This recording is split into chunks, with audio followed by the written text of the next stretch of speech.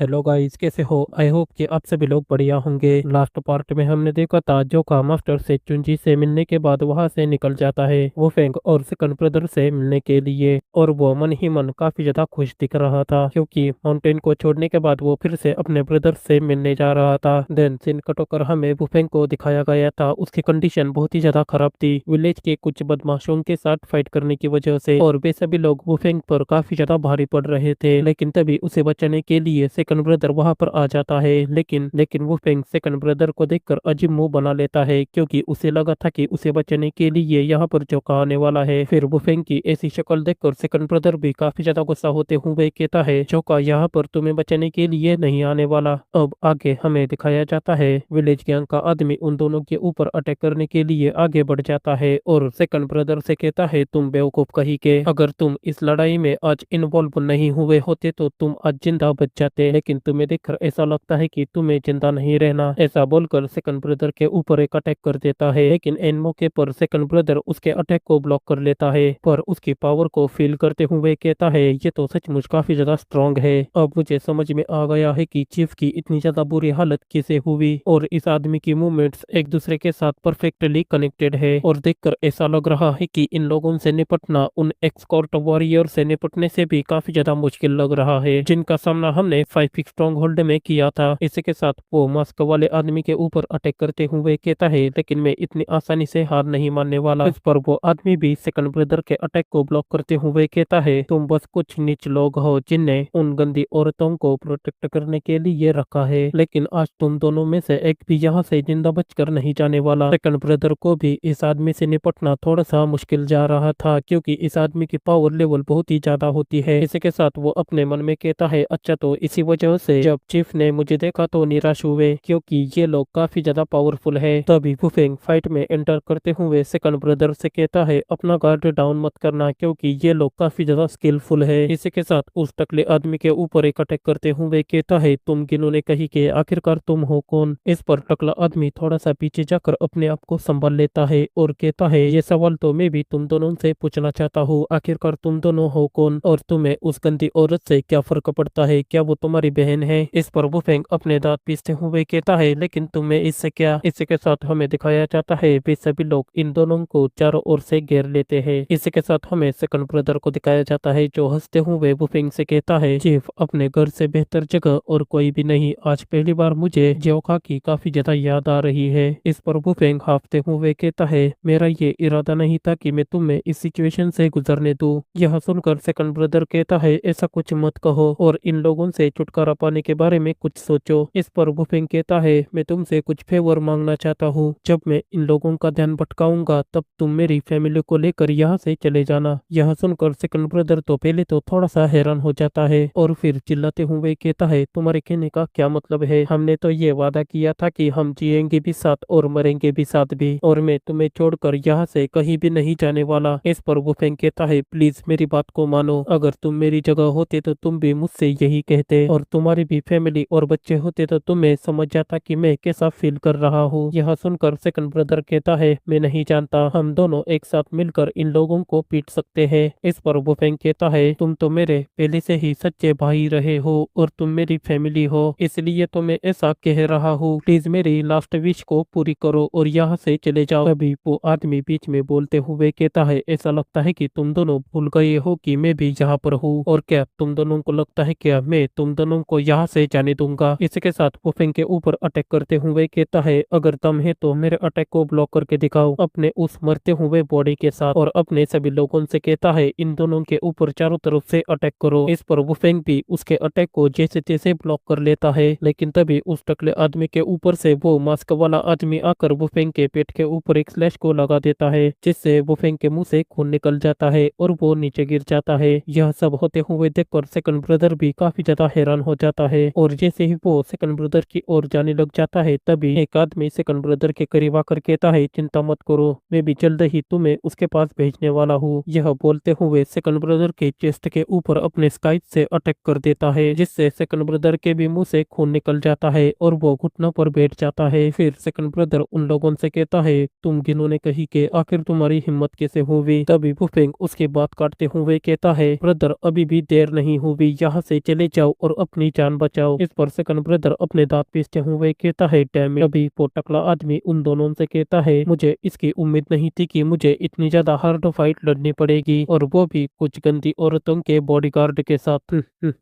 मैंने तो पहले ही तुमसे कहा था, लेकिन तुमने मेरी बात नहीं मानी, तो अब मरो। तभी गेट के पास से कोई कहता है यहाँ पर कितनी ज्यादा गंदी स्मेल आ रही है। यह सुनकर ये टकला आदमी और उसके लोग पीछे की तरफ देखने लग जाते हैं। और गाइस, आपको तो ये पता चल ही गया होगा कि ये लोग कौन है। तभी ओल्ड मैन यानरंग कहता है मैंने बेगर सेक्ट के कुछ लोगों से सुना था कि ये जगह सबसे फेमस वेश्यालय है, लेकिन क्या तुम अपने कस्टमर को इसी तरह से ग्रीट करते हो? इस पर वे टकला आदमी कहता है आखिर तुम लोग अब कौन हो, और मैंने ये नहीं सुना था कि इन दोनों के साथ कुछ और भी लोग हैं। खैर, अगर तुम लोग मरना नहीं चाहते तो यहाँ से चले जाओ, नहीं तो तुम दोनों की भी हालत इन लोगों के जैसी ही होगी। इस पर यानरंग कहता है खैर देखते हैं कि कौन मरता है, लेकिन मेरे सामने जो सीन है उसे देखकर ऐसा लगता है कि इस बार तुम लोग काफी ज्यादा बदकिस्मत हो। इसी के साथ वो जोका से कहता है यंग मास्टर, क्या मैं इन लोगों को एक सबक सिखाऊं? इस पर जोका काफी गुस्सा होते हुए कहता है नहीं। इसी के साथ अपने रेड ऑरा को अनलिश करते हुए कहता है आज मैं खुद इन लोगों को अपने हाथों से जान से मार डालूंगा। तभी वुफेंग भी जोका की आवाज सुनकर कहता है ये आवाज कहीं तो सुनी सुनी लगती है। इस पर सेकंड ब्रदर खुश होते हुए कहता है चीफ, हमारा जोका यहाँ पर आ चुका है। इसी के साथ हमें जोका को दिखाया जाता है जो अपनी ऑरा को अनलिश करते हुए उन लोगों की तरफ ही आगे बढ़ रहा था, और अपने दांत पीसते हुए कहता है ब्रदर थोड़ा सा वेट करो, मैं पहले इन कीड़ों को अपने हाथों से रोन दूंगा और फिर उसके बाद तुम लोगों के पास आऊंगा। इस पर वो टकला आदमी जोका की बात सुनकर हंसते हुए कहता है क्या बकवास है, लगता है कि ये बच्चा और ये बूढ़ा आदमी पागल हो चुके हैं। तभी सेकंड ब्रदर कहता है जितना हंसना है उतना हंस लो, क्योंकि जल्द ही तुम लोगों को ये रियलाइज हो जाएगा कि तुम लोग किस मुसीबत में फंस चुके हो। तभी वो फेंग चिल्लाते हुए कहता है डैम इट, मुझे लगा था कि मैं शायद मरने वाला हूँ। और रोते हुए कहता है जोका, तुमने देखा ना इन लोगों ने मेरी और सेकंड ब्रदर की क्या हालत की है, तो तुम इन लोगों को यहाँ से जिंदा मत जाने देना, सबको मार डालो। फिर वो फेंग की बात सुनकर जोका उन लोगों से कहता है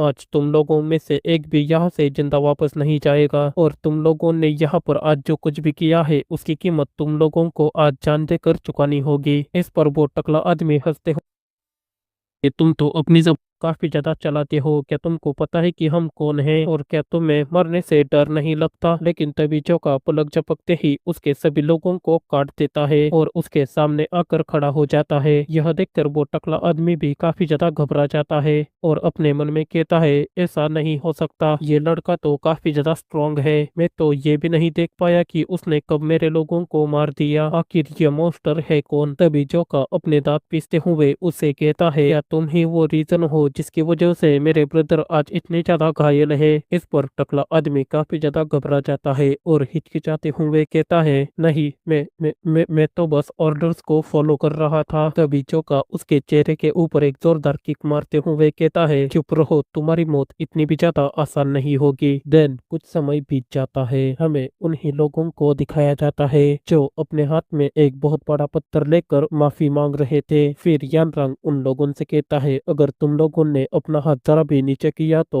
तुम सबकी भी हालत उसी आदमी की जैसे होगी जिसे हमारे यंग मास्टर पीट रहे हैं। इसी के साथ हमें जोका को दिखाया जाता है जो अभी भी उस आदमी को पीटे जा रहा था, और वो आदमी कह रहा था प्लीज सर, मुझ पर थोड़ी दया दिखाओ, प्लीज मुझे माफ कर दो, मेरे से गलती हो गई। तभी यानरंग अपने मन में कहता है यंग मास्टर जब चाहे तब उन्हें दो टुकड़ों में काट सकते हैं, लेकिन देखकर ऐसा लग रहा है कि वो उन्हें इतनी आसानी से मारना नहीं चाहते। ऐसा लग रहा है कि वो अपने अंदर का सारा गुस्सा इस आदमी के ऊपर निकाल रहे हैं। तभी वो आदमी चिल्लाते हुए कहता है प्लीज मुझे मार डालो, मुझे ऐसे तड़पा तड़पा कर मत मारो, मुझे एक ही बार में मार डालो। तभी सीन शिफ्ट होकर हमें वुफेंग और उसकी वाइफ को दिखाया जाता है। वुफेंग की वाइफ उससे कह रही थी आपके घाव अभी भी ताजा है, क्या आप ठीक हो? इस पर वुफेंग कहता है मेरी चिंता मत करो, मैं ठीक हूँ। इसी के साथ उसे गले लगाते हुए कहता है मैं आज बहुत ही ज्यादा खुश हूँ कि मैं तुम्हें फिर से गले लगा पाया। इसी के साथ हमें जोखा और सेकंड ब्रदर को दिखाया जाता है, जहाँ पर सेकंड ब्रदर जोखा से कहता है,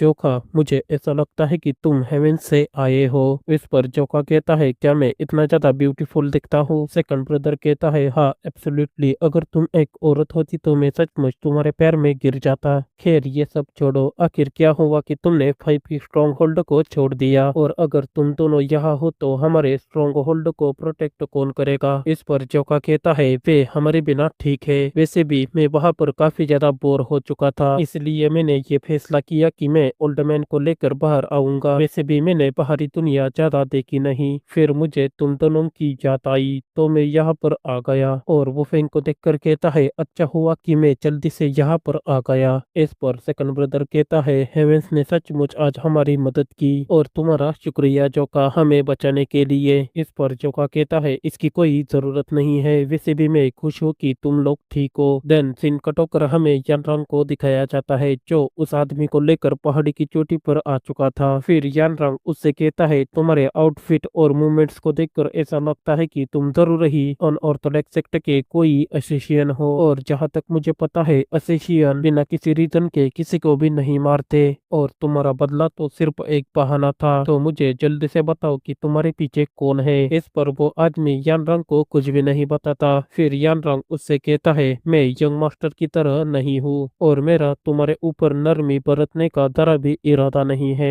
तो बेहतर होगा कि तुम खुद ही अपना मुंह खोल दो। इस पर वो आदमी कहता है, तुमने मेरे लोगों के साथ क्या किया? क्या तुमने उन्हें जान से मार दिया? इस पर यानरांग कहता है, मैंने उनसे वही पूछा था जो अभी तुमसे पूछ रहा हूँ, लेकिन उन्होंने मुझे कुछ भी बताया नहीं, इसलिए मैंने उनको। तभी वो आदमी यानरांग की बात काटते हुए कहता है, तो क्या तुमने उन लोगों को मार डाला? क्या तुम्हें डर नहीं लग रहा? क्या तुम असेशियन लोगों के टारगेट बन जाओगे? आज से तुम लोग काफी ज्यादा पछताओगे और अपनी लाइफ डर डर कर बिताओगे, और जब तक हमारे लोग तुम लोगों को मार नहीं देते तब तक तुम लोग चैन की नींद नहीं ले पाओगे। इस पर यानरांग अपनी स्वॉर्ड को बाहर निकलते हुए कहता है, लगता है तुम बहुत ज्यादा बोलते हो, और तुरंत ही उसके हाथ पर अपनी स्वॉर्ड को मार देता है। इस पर वो आदमी काफी ज्यादा घबरा जाता है और अपने मन में कहता है, ये आदमी तो काफी ज्यादा फास्ट है, यहाँ तक कि इसकी स्वॉर्ड मुझे दिखी भी नहीं और उसने पलक झपकते ही अटैक कर भी दिया। कई ये तो मार्शियल मास्टर कहलाने के लायक है। फिर यानरांग कहता है, क्या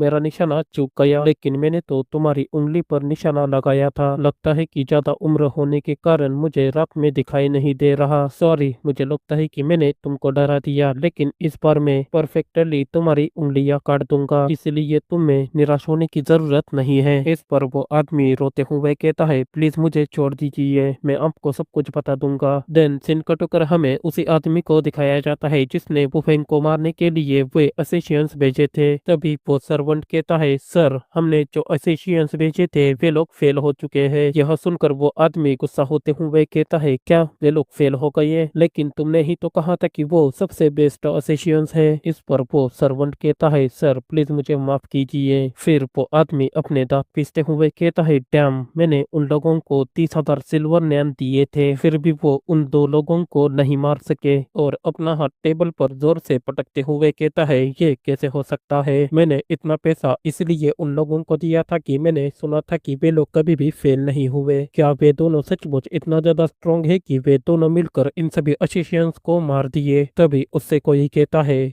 तुम इस बात से बहुत ज्यादा निराश दिख रहे हो कि मैं मारा नहीं, और मैंने तो ये कभी सोचा भी नहीं था कि मुझे मारने के लिए तुम इतना ज्यादा नीचे गिर जाओगे। इसी के साथ हमें दिखाया जाता है वे आवाज वुफेंग की होती है। इसी के साथ वो दरवाजा तोड़कर अंदर आ जाता है और अपने दांत पीसते हुए कहता है, जंग, क्या तुम मुझे बताना चाहोगे यहाँ पर क्या चल रहा है? इस पर जंग कहता है, क्या मुझे तुम्हें बताने की जरूरत है, और क्या तुम्हें खुद नहीं पता क्या यहाँ पर क्या चल रहा है? तभी सेकंड ब्रदर चिल्लाते हुए कहता है, डैम यू, आखिरकार तुम्हारी हिम्मत कैसे हुई? तुमने हमको मारने के लिए असिशियंस को पैसे दिए ताकि हम दोनों को मारकर तुम वुफेंग की वाइफ को चुरा सको। तुम तो जानवर से भी बदतर हो। यह सुनकर जांग कहता है, क्या उसकी वाइफ को चुराना? मुझे हंसाओ मत, और वो ही है जिसने उसे मुझसे चुराया है। इसी के साथ वुफेंग की तरफ उंगली करते हुए कहता है, तुम उसके वर्थी नहीं हो और तुम उसके हस्बैंड बनने के लायक भी नहीं हो, क्योंकि 5 साल पहले तुमने एक क्राइम किया था और यहाँ से चले गए थे। थे अपने फैमिली को मेरे पास छोड़कर। लेकिन जब मैं वहां गया तो मैंने देखा कि वो अपने बच्चों को अपने गोद में लेकर मरने ही वाली थी। फिर मैंने उसकी और उसके बच्चों को प्रोटेक्ट करने की शपथ ली। मैंने हमेशा उन लोगों को सपोर्ट किया ताकि उन लोगों को किसी चीज की कमी ना पड़े, इसलिए तुम उसे डिजर्व नहीं करते। और मैं उस दिन का इंतजार कर रहा था जब वो मेरे सामने अपना दिल खोल लेगी और मुझे अपने हस्बैंड के रूप में स्वीकार करेगी। मैंने ये कसम भी खा ली थी कि मैं उसे मरते दम तक खुश रखूंगा। लेकिन तुम अचानक ही अपीयर हो जाते हो और बड़ी हिम्मत से कहते हो कि तुम उसके बच्चों के बाप हो। लेकिन तुम तो एक गंदे क्रिमिनल हो जिसने अपने फैमिली को छोड़ दिया था। पर तुम वापस क्यों आए हो? तुम उसे डिजर्व नहीं करते। इस पर सेकंड ब्रदर चिल्लाते हुए कहता है, तुम घिनौने आदमी, लगता है कि तुम प्यार में अंधे हो चुके हो। और एक बात ध्यान में रख लो, जिस दिन वुफेंग यहाँ से गया था तब से वुफेंग अपनी फैमिली को कभी नहीं भूला। और जब तुमने उसकी वाइफ को उससे चुराने के लिए उसे मारने की कोशिश की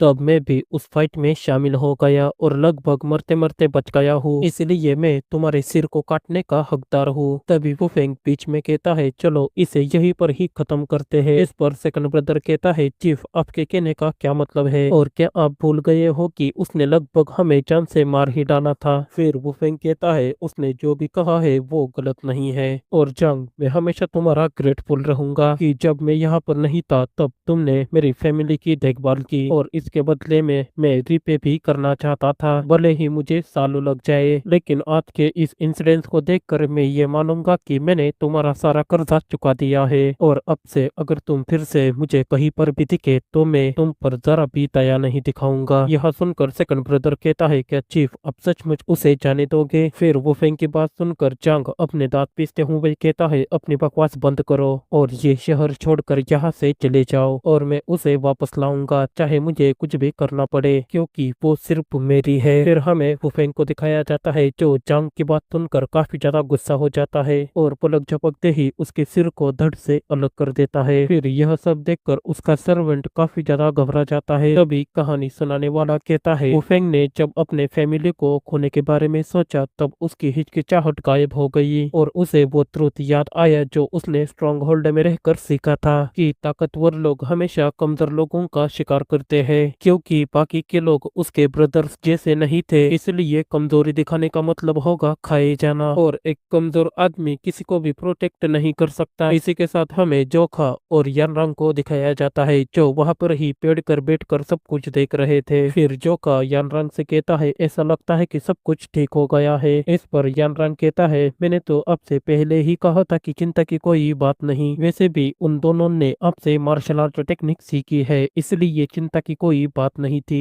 जोखा कहता है, लेकिन मुझे ऐसा लगता है कि अभी भी कोई अशेशियन बचे होंगे और उन्हें जिंदा छोड़ना बहुत ही ज्यादा खतरनाक हो सकता है। इस पर यानरांग कहता है, हाँ आपकी बात सही है और मैं आपकी परेशानी समझता हूँ क्योंकि आप उन्हें अपनी फैमिली मानते हो। फिर जोका कहता है, वैसे भी वो किसी खास फादर की तरह नहीं है जो अपने बेटे को पीटते हुए देखकर शराब पीकर पागल हो जाएंगे। यह सुनकर यानरांग को सब कुछ समझ में आ जाता है कि जोका अपने फादर के बारे में बात कर रहा है। फिर जोका यानरांग को ऐसे खामोश देखकर कहता है, तुम कुछ बोल क्यों नहीं रहे? इस पर यानरांग कहता है, मैं आपसे सहमत हूँ, लेकिन आपके फादर की इंसल्ट करना ये मेरे लिए थोड़ा अजीब है। देन सीन कट होकर हमें 3 दिन बाद डीमन कल्ट के बिल्डिंग को दिखाया जाता है। इसी के साथ हमें उन्हें असेशियन ग्रुप के लीडर को दिखाया जाता है जो थैली में अपने लोगों के सिर लाया था। फिर उसे देखकर पर्दे के पीछे वाला आदमी या औरत जो भी हो वो हंसते हुए कहता है, ये हमारे लिए काफी ज्यादा हैरानी की बात है कि ग्रेटेस्ट असेशियन का लीडर आज खुद मुझसे मिलने आया है और मुझे ये जानने में काफी ज्यादा उत्सुकता हो रही है कि इस बार तुम मेरे लिए कौन सा ग्रेट गिफ्ट लाए हो। इस पर वो असेशियन कहता है, हम आज तक डीमन कल्ट में कई सारे ट्रेजर्स लेकर आए, लेकिन हमने आपके लिए जो अब तक गिफ्ट दिए हैं उनके बदले में मैं आपसे मुआवजा चाहता हूँ। इसी के साथ हमें दिखाया जाता है ये एक औरत है।